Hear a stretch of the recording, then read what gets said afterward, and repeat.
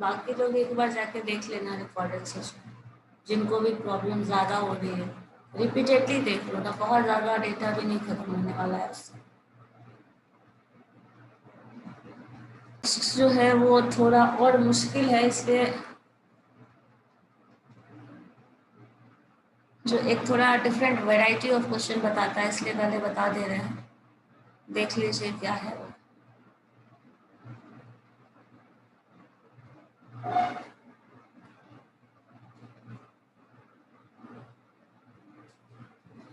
जैसे देखो इसमें एक क्वेश्चन और है। क्वेश्चन आपका अभी जस्ट मैंने जो कहा, नॉर्मल कर्व, एक कर्व है जो angle theta with x axis बना रहा है, और देखो शो करना है ना, जो क्वेश्चन में प्रूव करना है, वो प्रूवमेंट के लिए क्या दे दिया गया है, y cos theta minus x sin theta is equal to a cos 2 theta. देखो यहाँ पे होता क्या है, फिर से क्वेश्चन मैंने अभी जस्ट जो क्वेश्चन पूछ रहे थे ना, यहाँ पे साइन के फॉर्म में दिया है, पर प्रूफ करने के लिए बोल दिया एक्स स्क्वायर वाई स्क्वायर के टर्म में। अब यहाँ दिया गया है, जो इंफॉर्मेशन दिया गया है एक्स स्क्वायर वाई स्क्वायर के टर्म में दिया गया है, और जो प्रूफ करने के लिए बोला गया है वो cos theta y cos theta x sin theta is equal to a cos theta के टर्म में प्रूफ करने के लिए। तो हम लोगों को फिर से वही सॉल्यूशंस सिंप्लीफिकेशन करना होगा।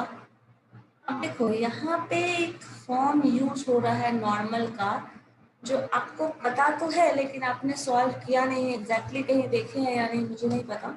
x minus x divided by d y by d f by d x, y minus y d f by d y. देखो अगर इस चीज को देखो ध्यान से, d f by d y एक फंक्शन है, d f by d y, d f by d x दोनों फंक्शन है। तो आपको पता है ना, d f by d x d f by d y अगर आता है तो इन दोनों का जो रेशियो होगा, this term divided by this term. जैसे हम चाहें तो ऐसे लिख सकते हैं, देखो एक बार, टर्म लिखा है x minus x divided by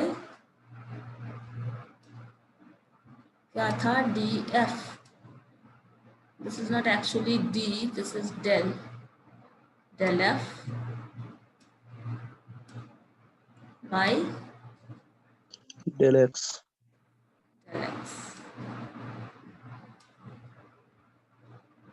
This term is equal to y minus y divided by del f, और ये है del y। अब देखो होता क्या है, ये हम लोगों ने क्वेश्चन शुरू में बनाया था उसमें किए थे, ये जो टर्म है ये dy को रिप्रेजेंट कर रहा है। तो दिस टर्म यहाँ पे आप चाहे तो लिख सकते हैं del f by del y, this being divided by ये टर्म जो है del f by del x, and this is equal to, यहाँ लिख लो y माइनस टर्म क्या है y x माइनस एक्स, ठीक है। और ये जो टर्म है dy बाई डी एक्स, ये आपका dy बाई डी एक्स, इस टर्म को आप लिख सकते हैं, इन दोनों का जब डिवाइड करेंगे, this term is what, dy by d x, and this is equal to y minus y1, या सिंपली y स्मॉल नोटेशन डाल दिया है for given value of y by x minus x, ठीक है। ये वही शो कर रहा है जो हम लोग इक्वेशन में देखते हैं, तो वही चीज यहाँ पे इसको इस फॉर्म में लिखा गया है, ठीक है। अब देखो होता क्या, ये अब उसी फॉर्म में लिखो या इस फॉर्म में लिखो एक ही बात है। अब चूंकि यहाँ पे दो फॉर्म में लिखने का रीजन ये है कि हम लोगों को इन्फॉर्मेशन ऐसे दिया हुआ है और ऐसे फॉर्म में लाना है, तो यहाँ पे चूंकि चेंज ट्रांसफॉर्मेशन कहीं ना कहीं इस्तेमाल होगा, तो हम लोग डिफरेंशियल टर्म जो लेते हैं वो अलग एक फंक्शन इसको मान लेते हैं और पार्शियली डिफरेंशिएट कर लेते हैं। जब पार्शियली डिफरेंशिएट करेंगे इस फंक्शन को, जिसको फंक्शन मान लिया है, इसको फंक्शन मान लिया है एक्स वाई का, दिस टर्म, एंड इसको एक्स के रिस्पेक्ट में पार्शियली डिफरेंशिएट कर रहे हैं। एक्स के रिस्पेक्ट में करोगे तो y as a take as a constant, तो 2/3 x to the power 2/3 minus 1, so 2/3 into x to the power minus sine, जो कि माइनस साइन, हाँ 3 - 2, तो ये 1/3 है, वो डिनोमिनेटर में लिख दिया। इसी तरह इसी फंक्शन को हम y के रिस्पेक्ट में डिफरेंशिएट कर रहे हैं, क्यों? एग्जैक्टली इसी अरेंजमेंट में हम इस्तेमाल कर सकते हैं। तो यही चीज़ यहाँ डिफरेंशिएट कर लिया गया है y के रिस्पेक्ट में, तो ये आ जाएगा। ऑब्वियसली दोनों सेम ही आएगा क्योंकि सेम पावर है, वेरिएबल का सब बस नेम बदला हुआ है। तो अब जो इक्वेशन ऑफ नॉर्मल है वो हम ऐसे लिख सकते हैं, क्योंकि हमें पता है this term is equal to this term and this term is this term is equal to this term and this term is equal to this term, ये हम लिख सकते हैं। अब इसके हिसाब से इसी में आप y वाला टर्म एक साइड कर लो, तो ये टर्म उधर चला जाएगा और ये जो टर्म है वो इधर आ जाएगा, जैसे अभी हम लोग कर रहे थे क्रॉस मल्टीप्लिकेशन। सो चूंकि हमें इक्वेशन ऑफ टेंजेंट और इक्वेशन ऑफ नॉर्मल की बात कर रहे हैं, तो यहाँ तो नॉर्मल है, इक्वेशन ऑफ नॉर्मल निकाल रहे हैं, तो y minus y1 is equal to, पता है आपको dy/dx होता है, तो dy/dx मीन्स क्या? The ratio of these two. अब इन दोनों का रेशियो निकालोगे, 3 3 कैंसिल हो जाएगा, 2 2 कैंसिल हो जाएगा, तो x टू द पावर 1/3 और y to the power 1/3 into x minus x बचेगा हमारा, ये इक्वेशन ऑफ नॉर्मल। अब इक्वेशन ऑफ नॉर्मल ये मिल गया। अब आपको पता है कि यहाँ जो लिया गया है, this curve makes an angle theta with the x axis, ठीक है, एंड शो करना है ये। अब देखो हमारे पास कोई ना कोई जो स्ट्रेट लाइन है, मेक्स एन एंगल थीटा बना रहा है, और वो कोई ना कोई स्ट्रेट लाइन है, तो स्ट्रेट लाइन के साथ एंगल थीटा बन रहा है। कुछ भी कर्व हो, कर्व हमें नहीं पता, एक्स एक्सिस के साथ थीटा एंगल बना रहा है, और ये कुछ भी लाइन ऐसा कुछ होगा, तो ये थीटा है हमारा, और ये थीटा जो कि एक्स एक्सिस के साथ बना रहा है, तो हम इस लाइन का जो भी लाइन होगा, दैट लाइन का इक्वेशन आप y is equal to mx plus c ले रहे हैं, और ये थीटा है, तो इस थीटा को हम tan थीटा के टर्म में डिफाइन कर रहे हैं। चाहे तो साइन कॉस में भी डिफाइन कर सकते हैं, बट tan थीटा ले लेते हैं, तो उसमें आपको पता है बेस और परपेंडिकुलर दोनों का पार्टिसिपेशन हो जाता है, that means this line and this line. इससे पता चल जाएगा इसका पोजीशन पता चल जाएगा ना, बिकॉज ये जो डिस्टेंस होगा वो एक्स एक्सिस बताएगा, और ये जो डिस्टेंस होगा वो वाई एक्सिस बताएगा, इसलिए tan थीटा ले लेना ज्यादा सुटेबल होता है। तो यहीं पे यहाँ देखो एक इक्वेशन ले लिया, अब आपको पता, और ये भी मालूम है चूंकि ये कर्व, ये जो स्लोप है, that slope is tan theta के टर्म में हम स्लोप डिफाइन करते हैं, ये भी पता है। सो हम tan थीटा के से इसको कंपेयर कर ले रहे हैं। जब कंपेयर किया तो ब्रेक कर लो साइन कॉस में करने का भी रीजन है, because we have to prove this in terms of sine and cos. So ये टर्म आप लिख सकते हैं। अब इसी का क्रॉस मल्टीप्लिकेशन, इधर साइन ले आया, ये कर लिया, सिंपली ये कर सकते हो, कोई दिक्कत नहीं है। अब इसके बाद ये जो टर्म आ चुका है, इस टर्म में देखो क्या किया गया है, दोनों टर्म्स को हम कर क्या रहे हैं, ऐड कर लो। जब ऐड करेंगे तो स्क्वायर करके, क्योंकि ये दोनों क्या बताता है, ये देखिए आपको याद होगा x by P cos theta, y by sine theta, ऐसा कुछ टर्म होता था हमारे पोलर फॉर्म में। तो ये जो टर्म है ये दोनों डिस्टेंस बताएगा, this is the point, this is the point. उसी तरह ये भी एक पॉइंट है, वो पॉइंट, तो दोनों को हम x और y कोऑर्डिनेट को, जैसे दो पॉइंट का डिस्टेंस निकालते हैं तो क्या करते हैं, x और y कोऑर्डिनेट के स्क्वायर को जोड़ते हैं विद अंडर रूट, तो वही चीज यहाँ किया है। इसका स्क्वायर एक्स स्क्वायर 1/3 ऑलरेडी है तो वो रहेगा, प्लस वाई स्क्वायर 1/3 ऑलरेडी है तो वो रहेगा, under root similarly sine square theta plus cos square theta and this is equal to 1। आपको ये भी पता है दोनों को ऐड करेंगे तो हमारा जो कर्व बनेगा that is equal to, given है ये भी ए, तो this is equal to a. So अब देखो यहाँ से आपको पता चल जाएगा कि a value this term is equal to this term and this term is equal to this term. अब इसी को देखो, ये जो पॉइंट है कुछ ऐसे आप रिलेट कर सकते हैं। मैंने ये जो पॉइंट बताया ना, इस पॉइंट को हम लिख सकते हैं x एक्सिस और y एक्सिस में r cos थीटा, r है यहाँ पे p है जो भी टर्म हो, जनरली r cos थीटा लिखा जाता है, r cos थीटा इस पॉइंट का x एक्सिस, और इस पॉइंट का y एक्सिस होता है r sin theta polar coordinates में। ये पता है ना, बताइए r cos थीटा और r sin थीटा का पोलर फॉर्म में इस पॉइंट को लिखा जा सकता है, ये जो पॉइंट P है, बताओ सही है और नो?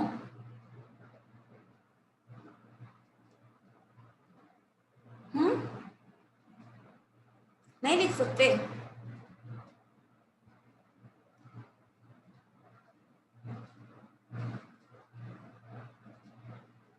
किसी की आवाज नहीं आ रही है, मुझे ये बताइए इसको लिख सकते हैं इस पॉइंट को r cos थीटा या साइन को r sin थीटा या नहीं?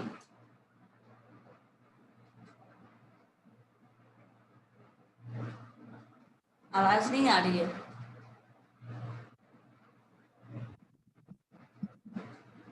मैम कहाँ पर लिखना है, रिपीट कीजिएगा, तो मेरा नेटवर्क कट गया था।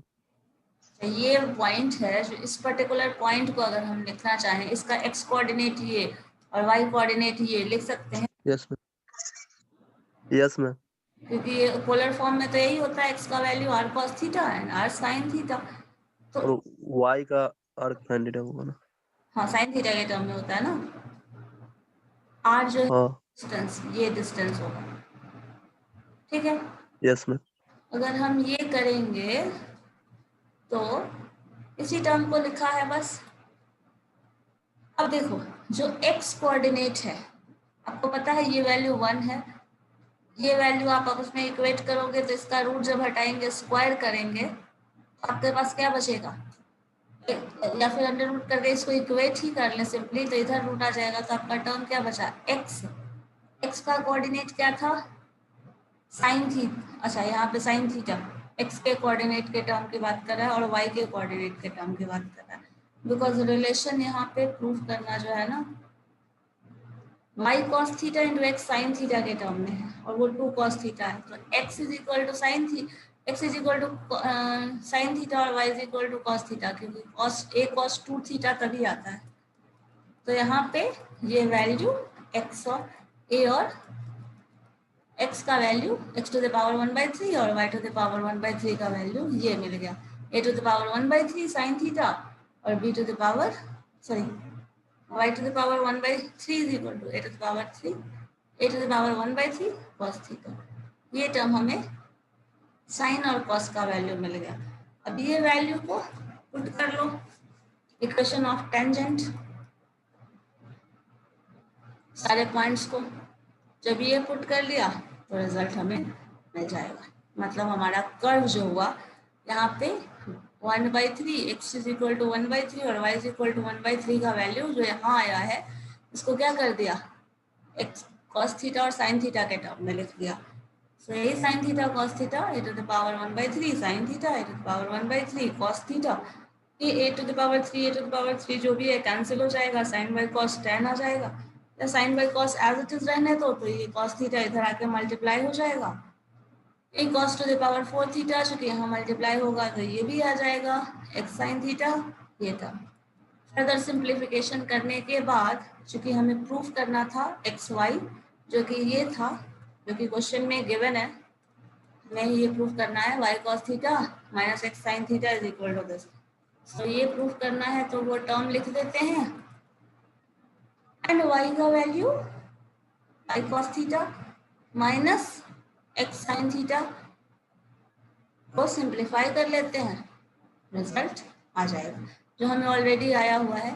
इस टर्म से अगर हम इस टर्म घटाते हैं तो ये आ जाएगा, इतना सिंप्लीफाई कर लिए, अल्टीमेटली प्रूफ। लेकिन हाँ, इसके लिए ट्रिगोनोमेट्री का फॉर्मूला, टेंजेंट का फॉर्मूला, डिफरेंशिएशन का formula, partial differentiation, complete differentiation, normal का इक्वेशन, ये सारा कुछ याद रहेगा, सारा कुछ पता है आपको, तभी ये क्वेश्चन बना सकते हैं, अदरवाइज नहीं बनने वाला। और इस क्वेश्चन में, इस पर्टिकुलर पोर्शन में बहुत सारा प्रैक्टिस का जरूरत है। आपने प्रीवियस ईयर का क्वेश्चन देखा है सबने? बताओ, प्रीवियस ईयर क्वेश्चंस देखे हो? नहीं?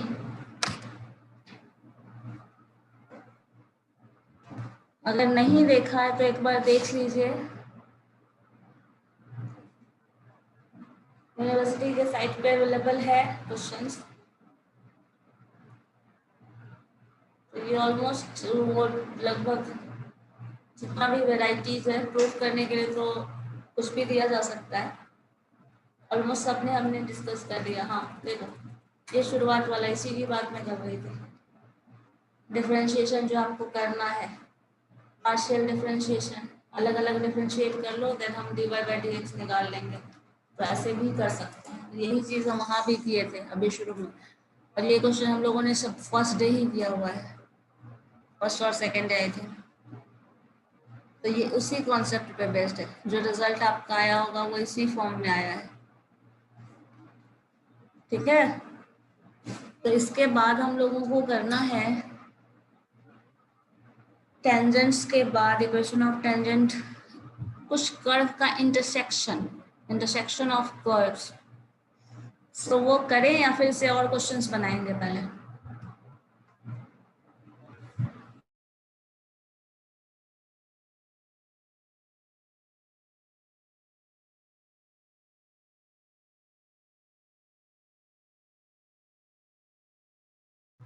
बताओ।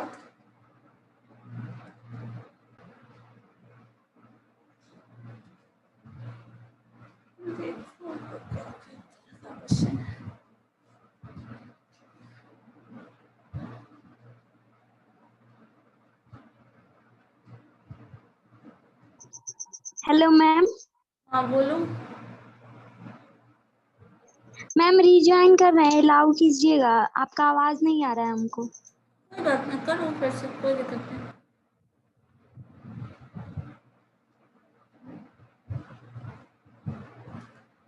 चलो, angle of intersection of two curve, दो कर्व है और उसके इंटरसेक्शन की बात कर रहा है। तो कभी भी आपको पता होगा, इंटरसेक्शन ऑफ कर्व की बात अगर हम करते हैं, दैट मीन्स दो अलग अलग कर्व है और दोनों के इंटरसेक्शन की बात करते हो। दैट मीन्स मान लो एक सर्कल है, हम कुछ ऐसा एक एग्जांपल ले रहे हैं, दूसरा सर्कल है, दोनों सर्कल का इंटरसेक्टिंग पॉइंट ये है। अब पूछा जाए आपसे कि एंगल ऑफ इंटरसेक्शन क्या होगा, तो आपको तो पता है कि ये जो एंगल की हम बात कर रहे हैं वो कभी भी स्ट्रेट लाइन के टर्म में ही डिफाइन कर सकते हैं, क्योंकि अभी जस्ट हमने पढ़ा कि जो स्ट्रेट लाइन होता है, सॉरी जो कर्व होता है, वो एट एवरी टाइम, जैसे कर्व एक स्ट्रेट लाइन, मान लो एक वायर है आपके पास और आप उसको टर्न करके कर्व सर्कल बना रहे हैं, तो क्या हो रहा है, ये जो वायर सीधा था वो हर पॉइंट पे टर्न करते हुए ऐसा बन रहा है। तो कभी भी कर्व में एंगल फॉर्मेशन की बात हम करेंगे तो किसी भी पॉइंट पे बात करेंगे, क्योंकि हर पॉइंट पे एंगल का जो मूवमेंट होता है वो अलाइंड होता है किसी तरफ। तो यहाँ पे देखिए, अगर हम इस पॉइंट की बात करें, एंगल बिटवीन टू सर्कल्स की बात करें, तो वो कभी भी इस पे ड्रॉ किया हुआ टेंजेंट के हिसाब से होता है, उस पे ड्रॉ किया हुआ एक टेंजेंट होता है। इसी तरह इस पॉइंट पे भी अगर हम दोनों सर्कल की बात कर रहे हैं, ये भी कर्व है, ये भी कर्व है, चूंकि दोनों सर्कल है, तो यहाँ भी आपको एक टेंजेंट ड्रॉ करना पड़ेगा। उस टेंजेंट के बीच जो एंगल होगा हम उसी को एंगल बिटवीन कर्व्स बोलते हैं कभी भी, क्योंकि एंगल किसी कर्व पे होगा तो वो हर पॉइंट पे जो भी चेंज कर रहा है, तो जिस पॉइंट पे वो कट कर रहा है ना, हम उस पॉइंट की बात करते हैं। तो एंगल अगर हम बात कर रहे हैं किसी कर्व का, तो टेंजेंट वहाँ बहुत इंपॉर्टेंट रोल प्ले करता है। मतलब ये एक्चुअली जो कर्व के बीच का एंगल है वो कर्व के बीच का एंगल नहीं होता, वो उनके बीच के ड्रॉ किए हुए टेंजेंट के बीच का एंगल होता है। तो यही चीज हम लोग यहाँ देखने वाले हैं। एक कर्व है, जैसे ये मान लो y is equal to F x, दूसरा कर्व ये है y is equal to F x. अब इस पे मैंने क्या कहा, angle between two curves is angle between their tangents. So एक टेंजेंट आपने इस कर्व पे ड्रॉ कर लिया, दूसरा टेंजेंट आपने इस कर्व पे ड्रॉ कर लिया, और इन दोनों टेंजेंट्स के बीच का एंगल जो है वही angle between two curves. So ये एंगल है and that is equal to alpha. एक नोटेशन डाल दिया गया है। अब इसी टेंजेंट को जो हम ड्रॉ कर रहे थे, उस टेंजेंट को एक्सटेंड कर दे रहे हैं, एक्स एक्सिस पे टच करा दे रहे हैं। इसी टेंजेंट को यहाँ पे एक्स एक्सिस पे टच करा दे रहे हैं। अब देखो यहाँ पे आप इस कर्व को भूल जाओ, यहाँ देखिए अगर हम angle between T2, P and T1, तो आपको पता है दिस इज अ ट्रायंगल, और ये जो ट्रायंगल में आपको पता होगा ट्रायंगल बिटवीन एंगल बिटवीन, अगर एंगल इन ट्रायंगल की बात कर रहे हैं, that means the interior angle, the sum of the interior angle is equal to the exterior angle. ये होता है, एक लॉ है जिसके थ्रू इस एंगल का सम प्लस इस एंगल का सम इज इक्वल टू ये एंगल बनता है। अब देखो psi2, psi1 एंड अल्फा, ये दोनों टर्म्स है। तो एंगल, अगर ये एंगल आपको पता करना है, ये एंगल क्यों पता करना है, बिकॉज यही एंगल तो एंगल बिटवीन द कर्व्स है। सो अगर हम इसी चीज को लिखें, अल्फा का वैल्यू क्या लिख सकते हैं, psi2 plus alpha is equal to psi1। तो ये भी लिखा जा सकता है alpha is equal to psi1 minus psi2। ठीक है, तो psi1 this term minus this term is equal to जो भी होगा वो आपका एंगल होगा। अब देखो ये जो एंगल है उसको हम रिलेट कर सकते हैं इस लाइन के स्लोप से, और ये जो एंगल है उसको भी हम रिलेट कर सकते हैं इस लाइन के स्लोप से। तो इन दोनों लाइन के स्लोप के हिसाब से हम इस एंगल का अगर डिफरेंस निकालें तो that is the difference of slope between these two lines. तो यही चीज बता देगा कि एंगल क्या होने वाला है। तो देखिए इन टर्म्स ऑफ लैंग्वेज अगर समझ आता है तो PT1 इज टेंजेंट, जो भी ड्रॉ किया देख लीजिए T1 कहाँ है, T1 is this, so PT1 P point, so T point, PT1 tangent on the first curve, tangent on the second curve, PT2 the tangent on the second curve। so ये दो tangents मिल गए, function fx, capital fx और small fx है हमारा। we have to find क्या, angle between T2 PT1। T2 PT1 क्या था, अभी जस्ट जिस एंगल की हम बात कर रहे थे T2 PT1, इस एंगल की बात कर रहे थे, ये निकालना है।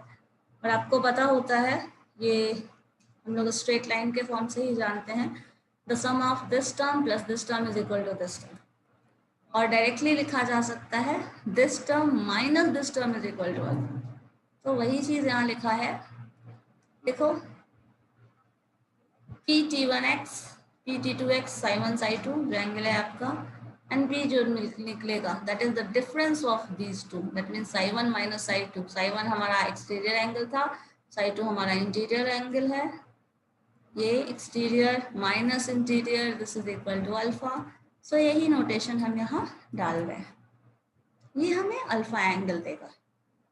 अब ये बात है कि आपको psi1 psi2 कैसे मिलेगा, तो psi1 psi2 चाहिए तभी हमें अल्फा मिलेगा, और psi1 psi2 क्या है, स्लोप। psi1 psi2 जो है एंगल जो होता है वही स्लोप डिटरमाइन करता है।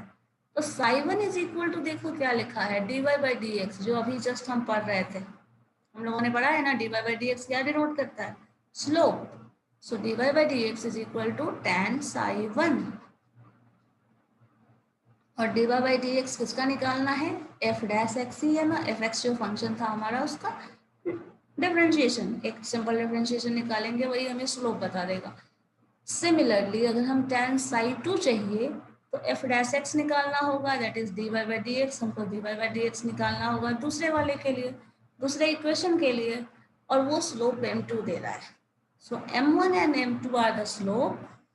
अब इन दोनों को घटा दो, क्योंकि एंगल के टर्म में है तो आपको पता है tan थीटा माइनस ये tan psi 1 minus tan psi 2 जो टर्म होता है, इन दोनों को जब घटाएंगे that is equal to tan psi 1 minus tan psi 2 divided by 1 plus tan a into tan b, tan a minus tan b is equal to tan a plus tan 1 plus tan a into tan b।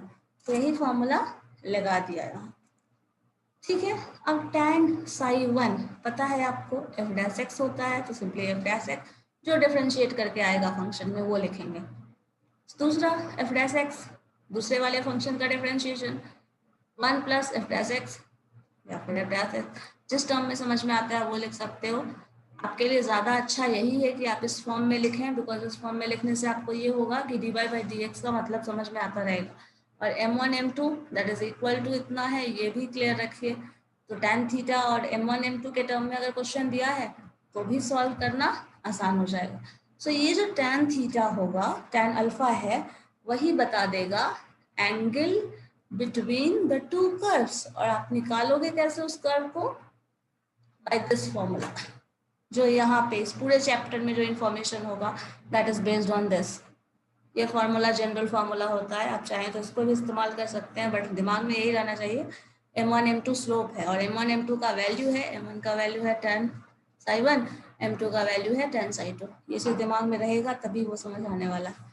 और हम लोग को जो question मिलेगा इन differentiation और जो अभी हम कर्व पढ़ रहे हैं वो fx और f डैश x के टर्म में रहेगा, ठीक है। तो हमें ऐसे ही निकालना है, तो ये फॉर्मूला ध्यान में रखना है, that will show the intersection of two curves. और अगर यही कर्व के बीच एंगल ना बने, that means suppose alpha is equal to 0, alpha 0 का मतलब क्या है, इंटरसेक्शन नहीं होगा।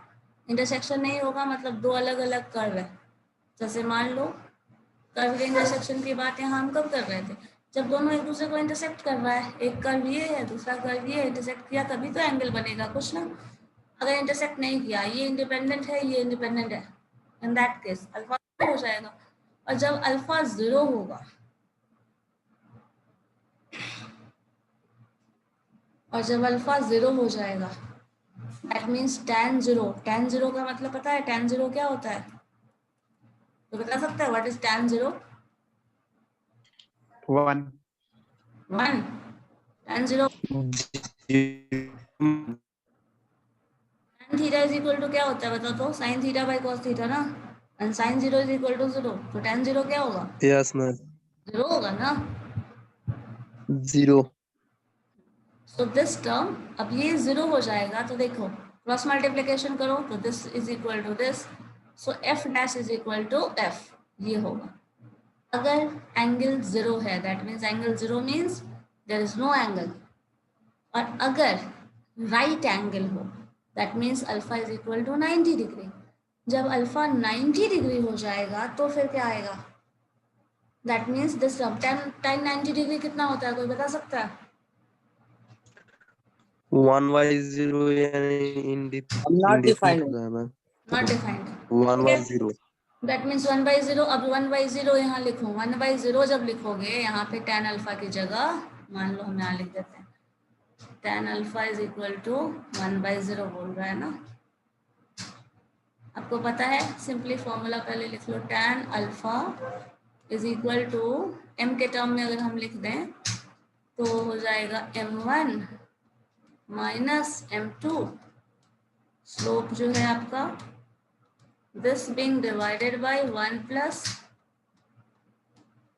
m1 m2, यही है ना। अब इसी में मान लीजिए हमने ये वैल्यू जो है tan अल्फा 90 डिग्री बोल रहा है, तो tan 90 डिग्री का value 1/0, so this is equal to ये टर्म अब आपको पता है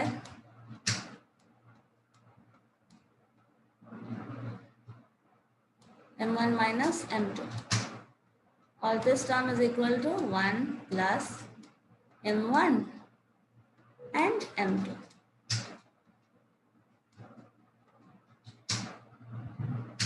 ठीक है, अब देखो क्रॉस मल्टीप्लिकेशन करो, this term is going to be 0 and this term is going to be 1, यही है ना। सो 1 से मल्टीप्लाई होगा तो टर्म आ जाएगा 1 plus m1 m2 is equal to 0। अब यहां से निकालो m1 m2 is equal to -1 होगा।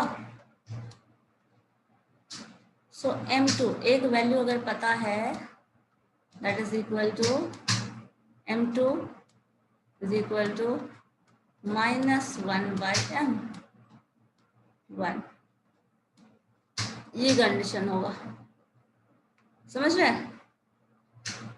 सो ये केस हमारा आ सकता है जो कि यहाँ शो किया हुआ है रिजल्ट में, देखो दिस इज इक्वल टू 0, आप यहाँ से निकाल सकते हो, या फिर डायरेक्टली 1 प्लस m1 m2, अगर मान लो उतना सॉल्व नहीं करना हो, स्लोप नहीं निकालना हो, तो आपको सिर्फ जानना है कि कितना एंगल है, in that case 1 plus f dash x या फिर g डैश x जो भी मान लो दैट इज इक्वल टू 0।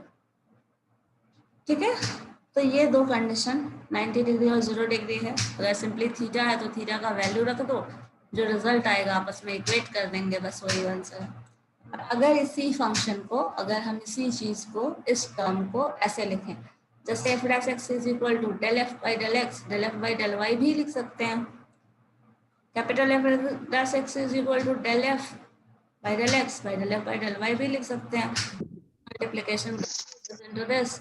सो ये भी अगर प्रूफ कर दे रहे हैं हम किसी क्वेश्चन में, अगर हम ये भी प्रूफ कर दें तो भी हम बोल सकते हैं कि there is 90 degree angle between these two curves. अगर आप ये प्रूफ कर देते हैं तब भी हो जाएगा, क्योंकि ये जो टर्म है ये इसी से रिजल्ट डिड्यूस होकर आया है।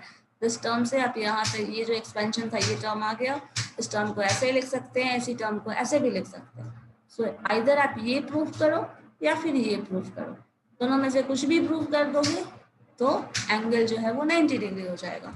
तो अगर आप ये शो कर देते हैं तो एंगल जो है दोनों कर्व के, जो भी कर्व रहा हो, नहीं पता मुझे क्या कर्व है, आइदर सर्कल, पैराबोला, हाइपरबोला, कुछ भी इलिप्स, कुछ भी हो सकता है, तो वो सर्कल कोई भी एंगल नहीं बना रहा है, that means there is no intersection of curves. और अगर इंटरसेक्शन होगा तो ये कंडीशन, कोई और भी कंडीशन हो सकता है। एग्जैक्टली ये सिर्फ 90 डिग्री के लिए, ये सिर्फ 0 के लिए, बाकी का सारे केसेस में इन दोनों के बीच में कहीं लाई करेगा।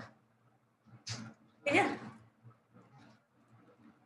तो ये आपका एंगल बिटवीन टू कर्व्स था। अब मुझे बताओ इसमें कोई कंफ्यूजन है तो।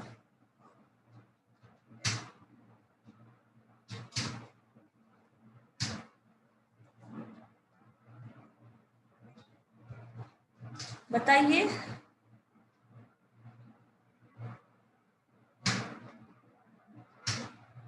नहीं, ठीक है, इसका पीडीएफ हम शेयर कर देते हैं। लास्ट वाले का क्वेश्चन पहले प्रैक्टिस कर लो, फिर इस पे मूव करना आप लोग। ठीक है, ओके देन।